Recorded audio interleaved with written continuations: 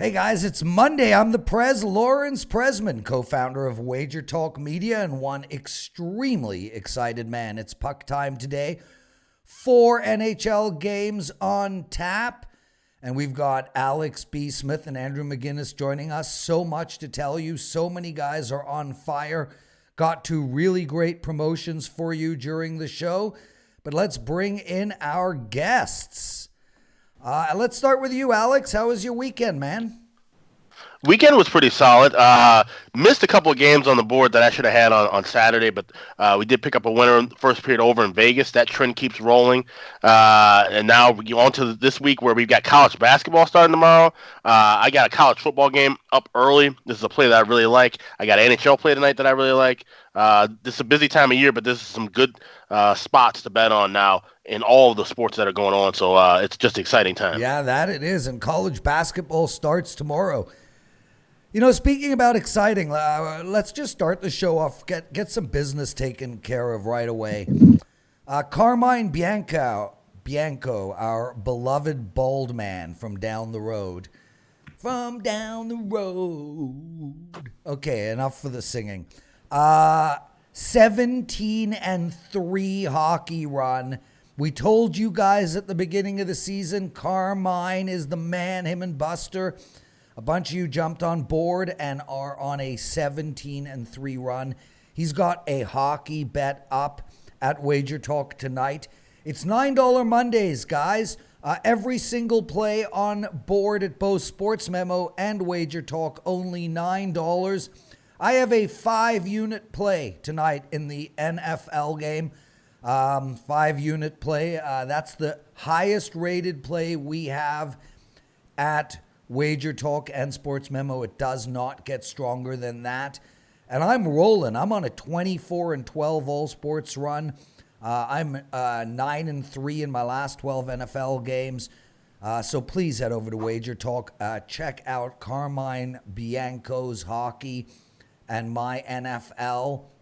And we're going to save Andrew's ridiculous run till after this game.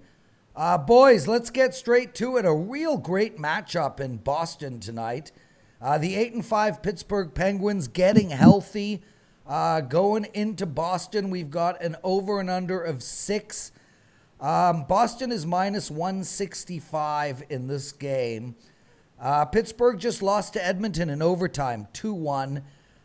Before that, they beat Philadelphia 7-1 and Dallas 3-0. This is just a really well-balanced team when they're hitting on all cylinders. They're good defensively. They can score. It's going to be a fun game in Boston. Alex, what do you like? Yeah, I got to roll with the hot team here with Boston. Like I said, 1-5 in a row. We can get them at regulation minus $1.15. I think this is going to be a firm spot for them at home to keep this trend rolling. The Penguins are going to get a little bit better over time. They're finally getting Genny Malkin back, Nick Bustad back in the lineup. Brian Rust is still a couple of weeks away. So all of those issues that kind of hindered them, held them back early in the year. Once they can get everybody healthy and back and gelled in the right combinations, the Penguins will be a team on the rise, but right now, no way I'm stepping in front of this train with Boston. Yeah, and Andrew, I agree. And I mean, Boston at minus 115 in regulation, it almost seems too good a number. It's like, why?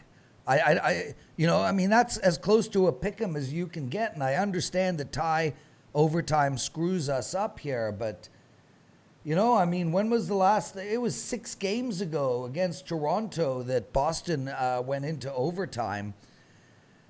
I mean, the books are begging us to bet Boston, and Dave Koken has a motto: when the books beg you to do something, don't. I have a slogan: when the books beg you to do something, do.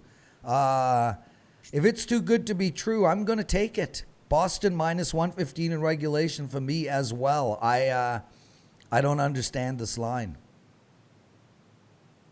I agree. I mean, it's Monday. No need to complicate things. You look at the schedule, look at the 4 games today, you look at the lines, and you think to yourself, why not grab Boston here? I think one thing I wanted to mention, Prez, as well, was that Pittsburgh game over the weekend against Edmonton going under the total easily. And I got to have a talk with our guy, Ralph Michaels, because I think we got to look at a stat here for afternoon games going under, because that was a very lazy and non-entertaining game. And I mean, both, I wouldn't have Andrew, wanted to go to that both. game if somebody paid me. I think Exactly. there was Yeah, a I wouldn't. Nashville Yeah, game as well yesterday afternoon that yeah. ended up 2-1.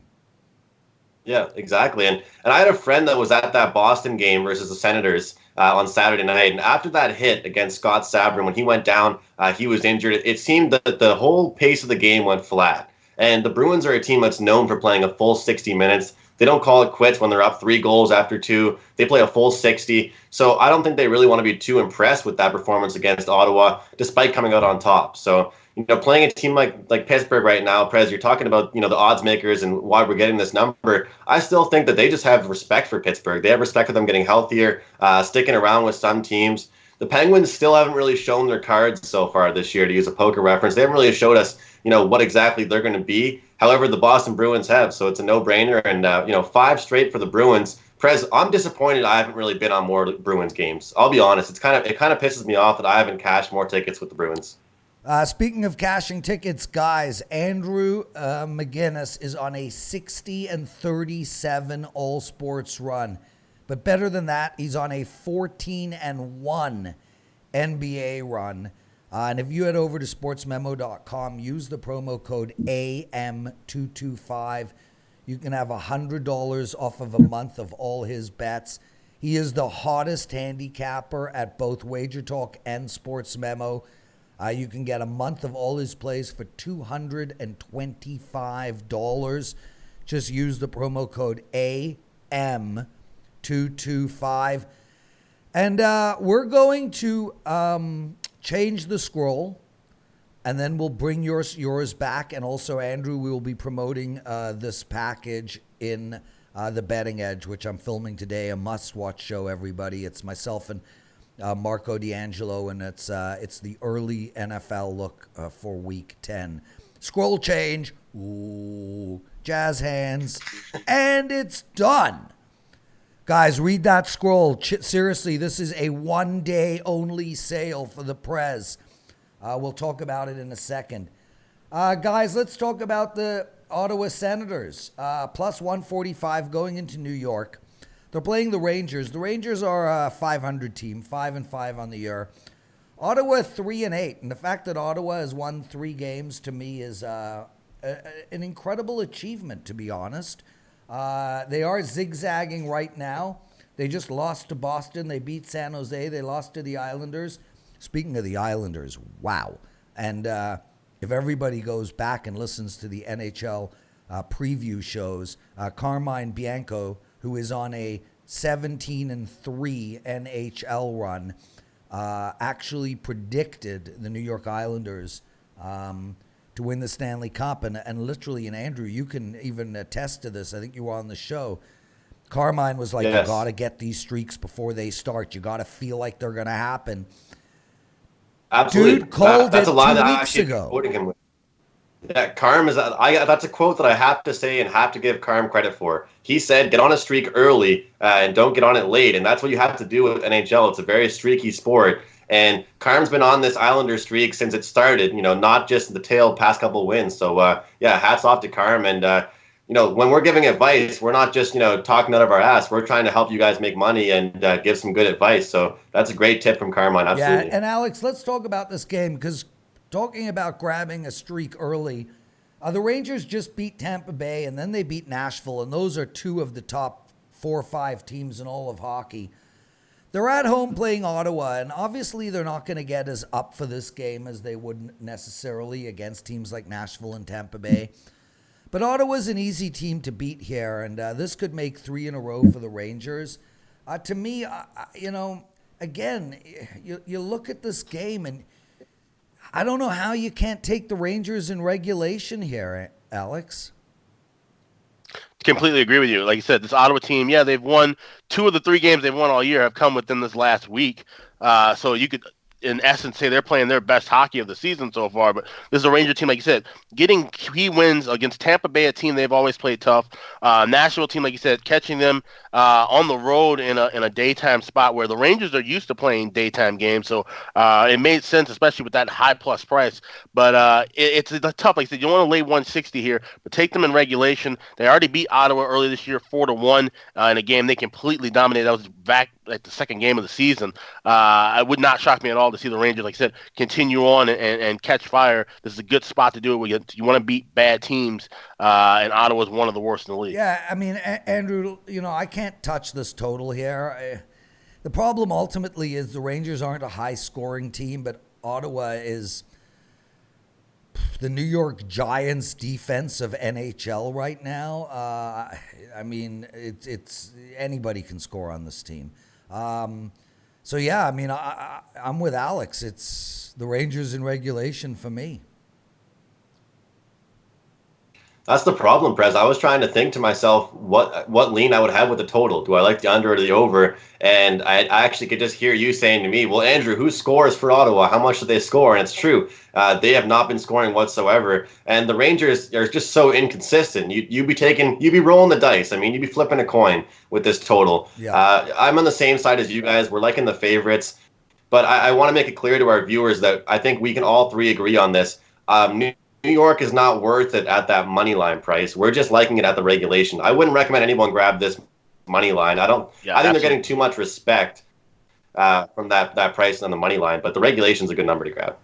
Guys, really quick, I'm on a 24-12 all sports run, a 9-3 NFL run, a 9-4 NHL run. I'm in the zone right now, and I told everybody last week I'm going to run hot for the entire month of November. It started off well already. I went 2-0 in hockey on Friday night. I had a bad Saturday. I went 1-4 with my hockey and my college football, but I came back on Sunday with a 3-1 NFL day. Guys, get a month of my plays for only $199. That promotion will be gone at midnight Pacific time tonight. Gone. Use the promo code PREZ199. Alex, Detroit is well, they're the Ottawa of the NHL. Well, that doesn't even make any sense. They're hosting Nashville tonight. Nashville on the road at -210. I cannot bet that. Detroit, though, is so bad. They just lost to Florida. They lost to Carolina. And Nashville has had, they were rolling, and every game they were playing was going over the total. 4 of their last 5 are now under. They've kind of righted the ship in a sense because we didn't see them as an over team. They just lost 2-1 to the Rangers and 6-5 to Calgary. I just want to stop for a second. Guys, listeners, if you missed the Calgary-Nashville hockey game, you missed what was potentially the best hockey game I've seen in a long, long time, with the most ridiculous game-tying goal you will ever see in your life. 2 weeks ago, I got on this show and I said that some guy, Carolina, I don't remember who, best goal I've ever seen scored on the planet. You remember, Alex? Yeah, that was Sonny Milano of Columbus that you said had the best goal, and that was at that time the best goal until a couple of people have unseated him since. Yeah, well, listen, the lacrosse maneuver I don't count as the best goal. It doesn't take an incredible amount of skill in the sense that people can pull the puck up. I see it. I play D hockey on Tuesday nights. Half my team can scoop the puck. You need space to make that goal, and he had the space. But I mean, that goal on Saturday night, through the leg shot, I think it was a one-timer, through the leg, top corner. It was the sickest thing I've ever seen. And that's why Tkachuk is so good, because he brings that physical element. He's kind of like the Brad Marchand of the Western Conference, but obviously not nearly as good. But he brings that physical element. He brings that peskiness, but he scores goals like that have Prez dropping his jaw. It's great. That's the kind of hockey you need these days. players that can fill both roles. Be a physical player, but also be a skill player. His dad did the exact same thing for years too. Yeah. So I mean, he gets it from him. So. Keith. Okay, boys, bottom line for me is, here I go again, square as hell, Nashville in regulation. I'm not going to get to the window with this one, though, but I don't see how you can take it any other way. Alex?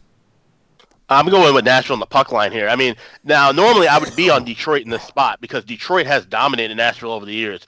But you look at, like you said, the last 2 losses for the Predators, they blew that big lead to lose 6-5 at home against Calgary, and then lay an egg, like I said, in the daytime game on Saturday, losing to New York. They're going to take all their frustration on this Detroit team that's going to be missing 2 defensemen in Mike Green and Trevor Daley as well, as having already some other injuries in their bottom 6 forwards. So the depth is being tested for Detroit. We've seen them losing game after game after game. The only win they had in the last couple of weeks was against Edmonton in a revenge spot.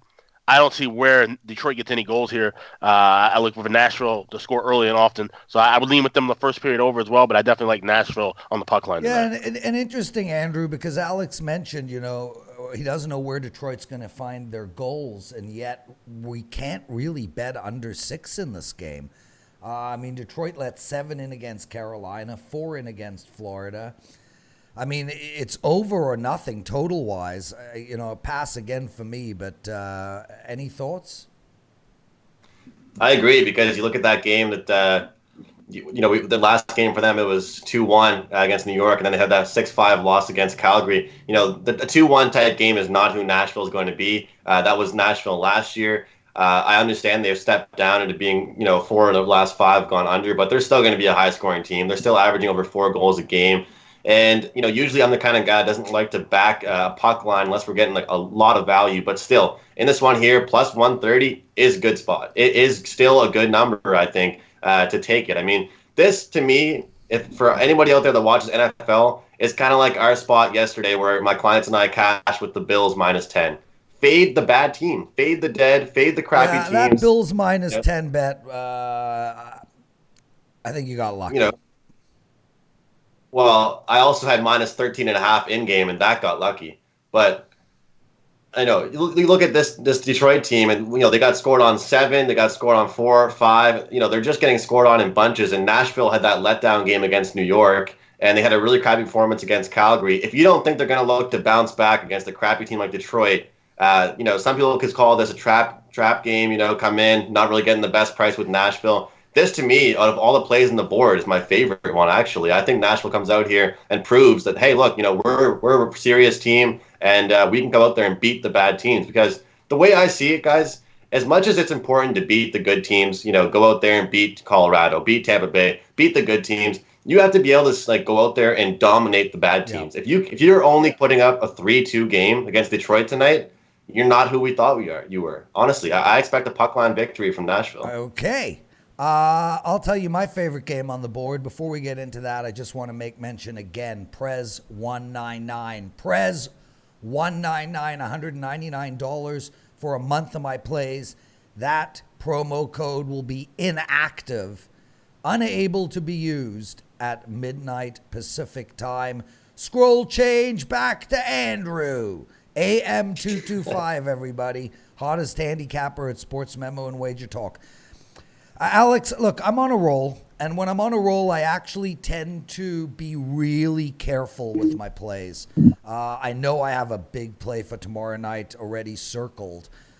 Just gotta, obviously we have to wait and see the lines and what happens tonight, etc.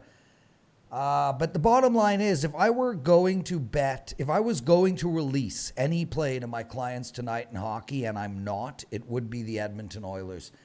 I've said all along that I'm high on the Edmonton Oilers. I understand that they are struggling with secondary scoring. It has picked up a little bit since Andrew, you and I spoke last week, but I mean, still, they're not exactly lights out. They've only scored 7 goals in their last 3 games, 9 goals in their last 4. But I think Tippett's got these guys playing defense. I think he's got these guys back checking, and to be honest with you, Draisaitl and McDavid, I mean, these guys are good for 2 points a game. I can't see Arizona keeping pace with them tonight. with that said, Arizona's a real tough out right now and a very surprising team. They won 3 of their last 4, including a hard-fought 3-0 victory against Colorado. But they're now hitting the West Coast, up high, the Northwest, as they would call it. Edmonton is basically a pick'em. Alex, I go to you first, like always. This is my favorite play on the board. Yeah, I don't. This sidewise, this is a little tough for me. I mean, this is an Arizona team that has been playing pretty good hockey. They've won 7 of the last 9 games. But you got the spot that I look for here, and even though it's reflected in the line at 5.5, I like the under in this spot. We've seen the under go in 6 of the last 8 meetings between these two teams. Like you said, Edmonton's finally playing better on defense. We talked ad nauseum about how Arizona, their style of play, their defense first, they make a mess out of things in the neutral zone. There's not going to be a lot of scoring chances in this game. So 5.5, even with that low of a number, I still think we see the under, and I might even lean with taking the regulation draw. That's reflected in the number 2. You see these other 3 games, they're at plus 300, plus 315. The draw price here for Arizona Edmonton, plus 280. So the books are saying this game's not going to have a lot of scoring. It probably will go past 60 minutes. I would agree with them on both accounts. Andrew McInnis. I fully agree with Alex on the under. I don't usually like grabbing under 5.5, but Edmonton's buying into that lower scoring concept, defensive hockey. Arizona, they started the season off as an over team. Recently, past 4 or 5 games, they've shut it down, been more defensive. They had a breakdown, absolute breakdown against my Montreal Canadiens. They lost 4-1. They followed that one up against an injury-riddled Colorado team and shut them out, win 3-0. And to me, when I handicap games, I find that very important, how a team bounces back, how their coaches go back to the drawing board, watch film, learn from their last game. They certainly did learn from it. And I certainly think that this Arizona team has a great balance now of older and younger players. I can't believe I'm saying this, but Phil Kessel actually seems to be a great fit with that team. That Kessel trade seems to be a great 1-for-1. Obviously, we haven't seen what Galchenyuk has done too much yet for Pittsburgh, but the passing, the leadership, it just seems like Kessel's buying into the whole team concept, and he's going to be great for Arizona throughout the entire year. Not really as much of a lean on the side. I think it could go either way. Edmonton's great when they're great, Prez, but when they're not, they're losing to teams like Minnesota, Ottawa. So when they're great, and I hope they are for you tonight with your wager if you make it. But I'm going to go with under 5.5. Guys, I want to end the show by telling you that I made a parlay bet tonight. I love it. You bet $50 to win $1,200. I took all 4 games tonight. All 4 games. I took Boston, the Rangers, Nashville, and Edmonton all on the puck line. All of them need to win by 2 or more. I did the 4 teams. I did 4 3-teamers and a 4-team. I ignored all the 2-teamers. So 4 3-team parlays and 1 4-team parlay. $50 pays $1,200. That bet is in. If you guys want to join me for the ride, I don't make these bets normally, but I feel like we have a lopsided board tonight, and I think there's a much better chance of hitting that parlay than there would be normally.